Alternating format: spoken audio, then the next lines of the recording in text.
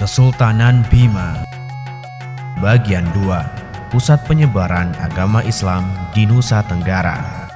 Selama tinggal di Goa, Lakai mendalami agama Islam dari para ulama. Lakai yang kemudian mengubah namanya menjadi Abdul Qahir menikah dengan adik dari permaisuri Sultan Alauddin. Pernikahan ini akan mempererat hubungan antara Kesultanan Goa dengan Bima. Setelah hampir 20 tahun tinggal di Goa, Abdul Qahir memutuskan kembali ke Bima. Sultan Alauddin memberikan bantuan pasukan yang mencukupi untuk merebut kembali tahta Bima. Salisi yang bergelar Ruma Mantawasi Peka segera mempersiapkan pasukannya mendengar kedatangan keponakannya dari Kuatalo. Kerajaan Bima pun dilanda peperangan. Sebagian rakyat Bima yang sudah memeluk Islam berpihak kepada Abdul Qahir yang merupakan pewaris sah tahta Bima. Peperangan tersebut berakhir dengan jatuhnya kekuasaan Salisi. Bima kemudian dipimpin oleh Lakai yang bergelar Sultan Abdul Qahir pertama. Tahun 1620, seiring naiknya Sultan Abdul Qahir pertama, maka Bima secara resmi menjadi kesultanan. Islam kemudian menjadi agama resmi negara.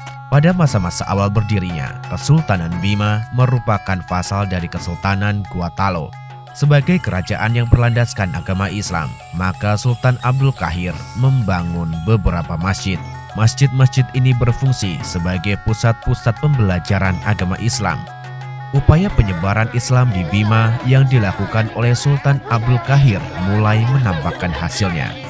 Pelan tapi pasti, seluruh Bima dan Sumbawa berhasil memeluk agama Islam. Selama berkuasa, Sultan Abdul Qahir pertama melaksanakan ajaran Islam dalam penyelenggaraan pemerintahan di Bima. Beliau mengucapkan Sumpah Parapi yang berisi sikap untuk menjalankan ajaran agama Islam, siap berkorban demi agama, rakyat, dan negerinya. Tahun 1640 Masehi, setelah 20 tahun memimpin Bima, Sultan Abdul Qahir tutup usia. Tahta Kesultanan Bima kemudian dilanjutkan oleh putra mahkota dengan gelar Sultan Abdul Qair Sirajuddin. Kebijakan penerapan hukum Islam semakin disempurnakan pada masa Sultan Abdul Qair Sirajuddin dengan membentuk lembaga yang beranggotakan para ulama. Sultan Abdul Qair Sirajuddin juga mewajibkan syarat-syarat yang sesuai dengan ajaran Islam bagi para pejabat dan pegawai istana. Penyebaran agama Islam di Bima juga dilakukan dengan pendekatan kebudayaan. Salah satunya adalah upacara Hanta Uapua. Sultan Abdul Qair Sirajuddin bersama para ulama menggunakan pendekatan kebudayaan dan kesenian agar masyarakat Bima lebih mudah dalam memahami serta menerima Islam. Kampung Ule, bagian pesisir Bima, disinilah untuk pertama kalinya upacara Hua Uapua diselenggarakan. Hua Uapua diselenggarakan sebagai penyambutan Maulid Nabi Muhammad. Sebagai pembawa ajaran Islam, Nabi Muhammad harus diperkenalkan kepada masyarakat Bima dengan cara yang mudah dipahami. Hanta Uapua diawali dengan rangkaian bunga yang di dalamnya terdapat kotak segi empat yang berisi 99 telur berwarna-warni. Jumlah telur ini melambangkan jumlah Asmaul Husna. Pada bagian tengahnya terdapat kitab suci Al-Quran. Puncak dari upacara Hanta Uapua adalah penyerahan kitab suci oleh ulama kepada Sultan Abdul Qair Sirajuddin. Penyerahan kitab suci ini sebagai simbol bahwa Sultan akan menyebarkan agama Islam dengan bantuan para ulama.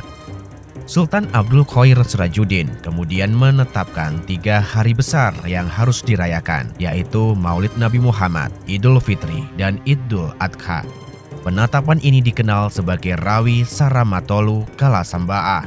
Sementara itu, ketika Bima semakin memperkuat posisinya di Nusa Tenggara, situasi di Kuatalo semakin panas.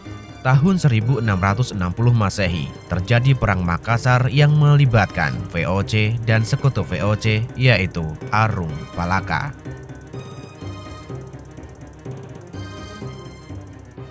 Jika Anda suka video kami, jangan lupa untuk subscribe, like, dan memberi komentar. Nyalakan loncengnya agar mendapatkan notifikasi dari video terbaru kami.